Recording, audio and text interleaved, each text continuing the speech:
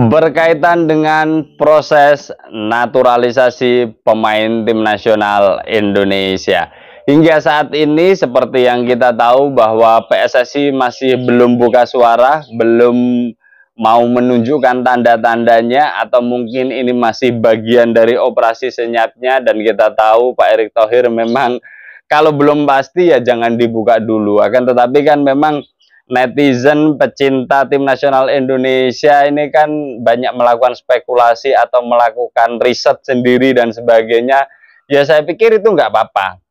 Ini bagian dari atmosfer untuk terus mengudarakan ya tim nasional Indonesia sebagai salah satu bentuk kecintaannya terhadap tim nasional Indonesia. Dan ya kita tinggal saring saja mana informasi yang valid, mana yang tidak. Dan bagi PSSI saya yakin pun sudah ada tim khusus berkaitan dengan program naturalisasi ini, sehingga ketika ada kabar dari banyak netizen yang menyuarakan pemain tertentu, saya yakin juga akan ditindaklanjuti, divalidasi. Kalau misalkan potensi itu ada, kemungkinan itu ada, pasti akan ditindaklanjuti.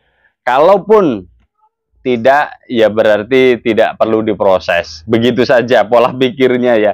Jadi saya berpikir, saya lebih memilih berpikiran positif untuk semua fans tim nasional Indonesia, yang pasti ini bagian dari rasa kecintaannya terhadap tim nasional Indonesia. Dan memang ada beberapa pemain yang beredar ya. Sebut saja Anthony Santos, pemain Manchester United berkewarganegaraan Brazil ya, dengan market value di atas 400 miliar. Saya pikir ini pemain yang sangat luar biasa, posisinya sayap kanan ya, penyerang sayap kanan. Dan kalau ini bisa dinaturalisasi, wow, keren. Pemain seharga segitu ya, tim nasional Indonesia pasti akan lebih kompetitif. Akan tetapi setelah saya cari informasi lebih lanjut berkaitan dengan Anthony Santos, menggunakan dua parameter sederhana, dan ini bisa dijadikan acuan utama sebenarnya, yaitu berkaitan dengan garis keturunan. Yang kedua berkaitan dengan histori membela tim nasional negara yang saat ini dia ikuti. Yang pertama, kalau berkaitan dengan Anthony Santos, darah keturunannya, ayah ibunya lahir di Brazil ya, beberapa informasi yang saya dapatkan. Terus kemudian kakek neneknya itu lahir di Portugal. Jadi kalau Anthony Santos punya keturunan darah Portugal, yes, di beberapa referensi informasi yang coba saya saring. Akan tetapi kalau punya keturunan darah Indonesia, saya belum melihat data itu. Karena belum melihat data itu berarti saya anggap syarat satu ini gugur dulu. Artinya kemungkinan kecil, atau kemungkinan ya sangat kecil lah untuk Anthony Santos bisa menjadi WNI. Terus kemudian berkaitan dengan parameter kedua, yaitu capsnya bersama tim nasional Brazil. Karena memang hari ini Anthony Santos itu kewarganegaraannya Brazil. Jadi ya ada histori, tepatnya sesuai dengan statuta FIFA, di mana pemain jika ingin alih federasi atau pindah kewarganegaraan, maka ya tidak boleh, atau maksimal hanya 21 tahun, tidak boleh lebih dari itu. Karena kalau lebih dari itu tidak bisa pindah kewarganegaraan, dalam tanda kutip membela negara lain ya. Nah, di sini ada histori unik. Jadi tahun 2022 Anthony Santos itu membela tim nasional Brazil saat Piala Dunia. Jadi, dan di situ usianya lebih dari 21 tahun. Sehingga dengan dua data ini saja kita bisa berikan informasi ya, analisis ini, bahwa Anthony Santos ya kemungkinan kecil, bahkan mungkin hal untuk dinaturalisasi tertutup rapat ya bagi Anthony Santos, jika misalkan pun seorang Anthony Santos itu bersedia. Menggunakan dua parameter itu, garis keturunan jelas saya belum menemukan ada darah Indonesianya. Terus kemudian dari sisi caps bersama Brazil juga lebih dari usia 21 tahun pernah membela tim nasional Brazil, dan waktu itu Piala Dunia juga. Jadi saya pikir dua-duanya gugur ya syarat itu, dan Anthony Santos ya kemungkinan kecil atau bahkan mustahil untuk bisa dinaturalisasi. Kalau kita bicara pemain yang menurut saya ada peluang, itu malah seperti yang saya bahas di video sebelumnya. Saya coba perlihatkan statistiknya juga. Jadi Daan Ruth ya market value-nya 121 miliar. Pemain Twente punya, ini pemain yang saya pikir ya punya jam terbang di level Eredivisie. Terus kemudian usianya juga masih muda, 22 tahun. Kalau kita pakai dua parameter ya, dua parameter artinya satu, garis keturunan dia ada darah Palembangnya. Terus kemudian kalau kita coba cari capsnya bersama tim nasional Belanda, up to 21 tahun dia belum membela tim nasional Belanda. Jadi dua syarat ini malah sebenarnya untuk Daan Ruth terpenuhi, tinggal bersedia tidak. Nah, hingga saat ini saya juga belum menemukan ya opini sendiri dari Daan Ruth atau pers conference atau istilahnya apa, dia menginformasikan lewat sosial medianya atau apa yang menunjukkan bahwa dia bersedia. Jadi ini juga masih abu-abu atau belum ada konfirmasi kejelasan dia bersedia dinaturalisasi atau tidak. Akan tetapi kalau kita bisa melihat dua pemain tadi, Anthony Santos dan Daan Ruth, maka saya berani bilang kemungkinan besar yang bisa dinaturalisasi adalah Daan Ruth. Dan pemain ini tidak kalah keren. Market value-nya yes, Anthony Santos itu 400 miliar lebih, terus kemudian Daan Ruth hanya 121 miliar, tapi pemain seharga 121 miliar jika nanti berhasil dinaturalisasi oleh tim nasional Indonesia, itu sesuatu yang wow.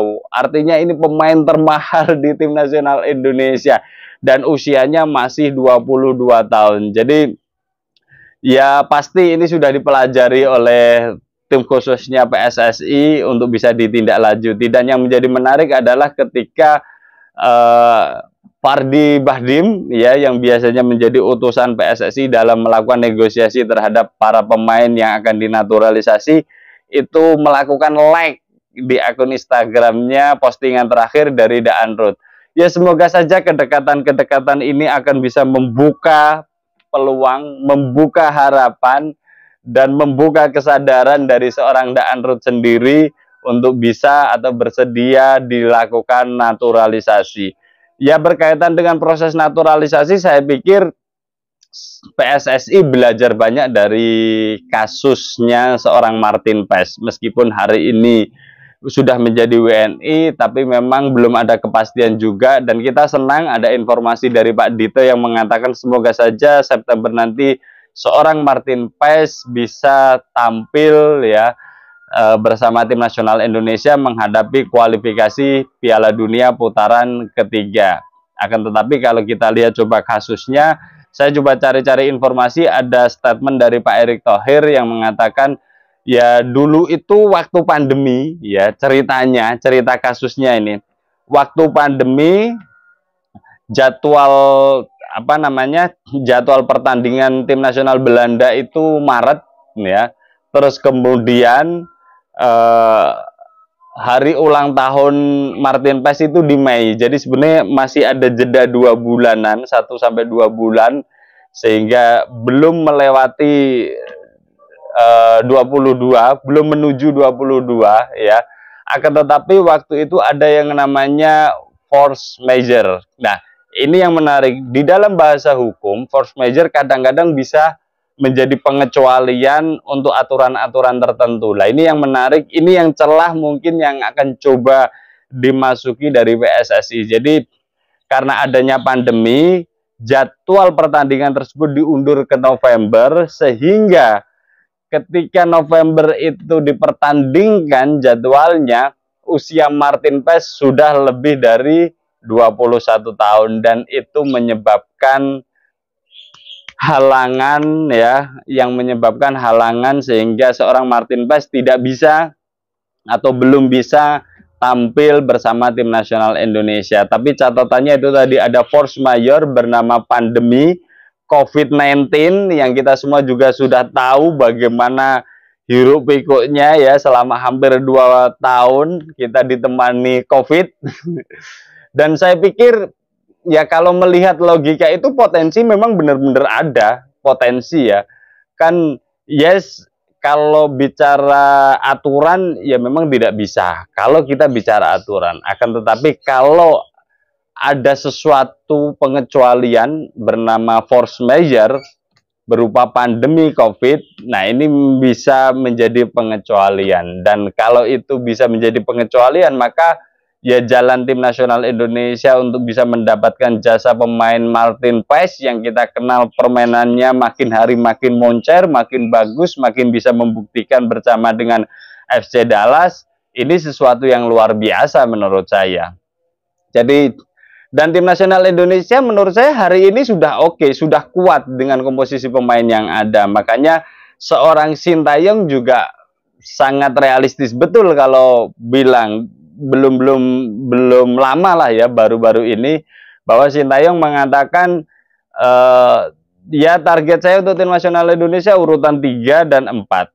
Kalau bisa langsung masuk menjadi 2 negara yang langsung lolos ya bagus. Artinya sebenarnya menurut saya, ya, saya mencoba menginterpretasikan apa yang disampaikan Sintayong. Jika tidak ada penambahan amunisi baru, ya Sintayong akan berusaha untuk memposisikan tim nasional Indonesia berada di posisi 3 atau 4. Akan tetapi jika delalah mak bedunduk tiba-tiba ada pemain yang bersedia dinaturalisasi dengan grade A-nya up to 50 miliarnya dan posisinya memang sangat dibutuhkan oleh tim nasional Indonesia, saya yakin Sintayong juga akan meralat apa yang sudah disampaikan dan memberikan optimisme lebih. Seperti saat tim nasional Indonesia melawan Filipina, di atas keraguan banyak fans tim nasional Indonesia ketika juga dibantai oleh Irak, waktu itu Sintayong mengatakan bahwa trust me, percayalah pada saya, percayalah pada pemain, kita akan bisa melewati Filipina dan kita akan lolos ke putaran 3. Di sesi press conference sebelum pertandingan melawan Filipina. Dan ya itulah insting dari seorang Sintayong dengan sudah melakukan kalkulasi dari banyak data dan kondisi update para pemain, materi pemain, maka Sintayong bisa mengatakan seperti itu. Dan ini juga yang akan dilakukan Sintayong. Posisi 3-4 untuk materi yang sekarang tentu saja menurut interpretasi saya. Terus kemudian jika ada penambahan amunisi baru dia akan bisa berkomunikasi lebih, memberikan harapan lebih kepada publik pecinta sepak bola tim nasional Indonesia untuk bisa menempati posisi 1 atau posisi 2. Apapun yang terjadi berkaitan dengan tim nasional Indonesia, ya kita harus mendukung. Hari demi hari kita tunggu perjalanan tim nasional Indonesia di round 3 kualifikasi Piala Dunia 2026. Ya, tentu saja pertandingan perdana jangan dilupakan tanggal 5 September tim nasional Indonesia bertandang ke Arab Saudi. Semoga memberikan hasil yang positif bagi tim nasional Indonesia. Kita akan update news, berita, atau kita coba menganalisis apa yang terjadi, isu yang terjadi berkaitan dengan tim nasional Indonesia bersama saya Setiauban. Thanks for watching.